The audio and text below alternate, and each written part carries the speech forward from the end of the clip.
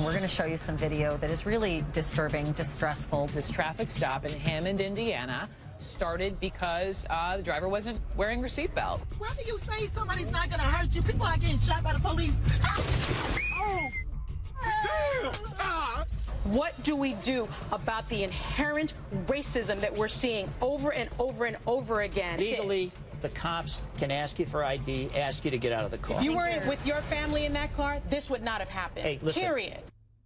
That is just some of the reaction to the video you saw of a routine traffic stop that went horribly wrong. And now a Chicago area woman and her boyfriend are suing police. They say officers there used excessive force. This was last month when they broke their car window and fired a taser, all the while with 2 children in the back seat. With me now, HLN law enforcement analyst Mike Brooks and legal analyst Joey Jackson to break this all down. Joey, I want to start with you as far as the legal element of this. The man's son in the back seat was videotaping this. Yes. We know what happened. 13 minutes pass. Police called for backup because the man who says he felt threatened and scared by police say they felt threatened by him. He doesn't get out of the car. He doesn't provide them with identification, which he says he did not have. Do you think they have a case when it comes to police that we so often see they get the upper hand when it comes to these situations? Well, here's what happens. I'm very troubled by what I saw in that video, clearly. Now, the law does provide, Lynn, that if you're asked to produce ID in that particular state, you must do it. And not doing it is a problem. It's a violation.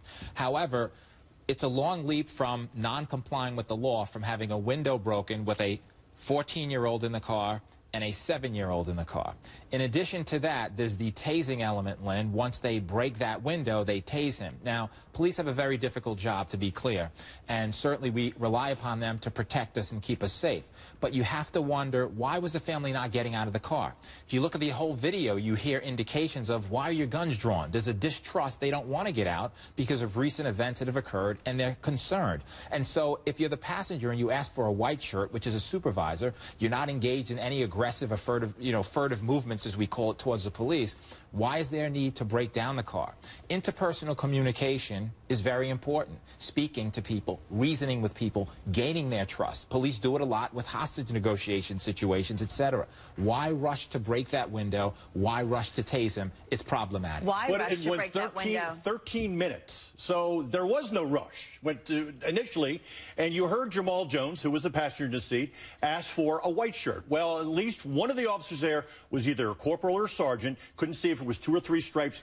But the person that broke the window out was a lieutenant. And I guarantee you, a lieutenant with a small department like Hammond, Indiana, is probably the watch commander. And, so that is the person who's in charge of all the other cops there on the scene. Now, he asked, you can hear again, the woman was on the phone with 911, all this going 13 minutes long. He said, either you open the door or we'll open it for you. Because he was also in violation, because ultimately he received a seatbelt violation, so they were just trying to get ID from him. So but after 13 minutes, car, why not comply? And that's really become the question of why not listen to police if they're asking you to do something. You make the point that he didn't feel safe because guns were drawn. Right. And let me make a couple of points. Number one, when you have a lieutenant who's obviously the supervisor on that scene engaging in that behavior, well, if your leader is engaging in behavior like that and is not using interpersonal skills to me is not, are you going to open the window? Are you going to open it? Bang! But did you hear any yelling in the first 13 minutes? It's not a matter of yelling. You didn't hear any at all. It's a matter of communicating. Sir, I'm not here to harm you.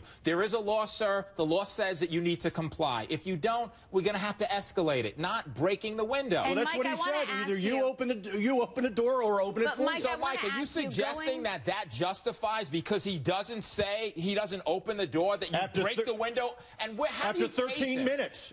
So what's he going to do? They're going to, okay, so well, you know what? Let's just forget about this. You go on your way. He asked for a white shirt. That's a supervisor. He was a lieutenant. He was there on the scene, Joey. He doesn't know that, so therefore you bring another officer. Heard him tell it. That officer He's right here. And that Mike, officer let me ask you something real quick. I don't think that this could be justified, period. The question that has My first instinct, why did he want to see identification of a passenger in the front seat? And a lot of people have said, hold on, a lot of people have said they have the right to. They put out a statement saying police have the right to ask anyone for identification. Joey will agree with you on that one. But would they have asked a man that was white for identification? And that's what some people have said. This would not have happened. How do we know? There was nothing race brought up at all in this situation. Not one time. Do you think this they went would on have asked 13 for minutes? I identification thought if they he was used white? great restraint because great restraint after 13 minutes. Let's I tell you what. Let's wait 13 minutes and let's talk for 13 minutes and see how long that takes. In my view, it's not the time. You work with people in hostage situations or other instances. You give people time. I was a hostage negotiator. I know all about that. And you know what?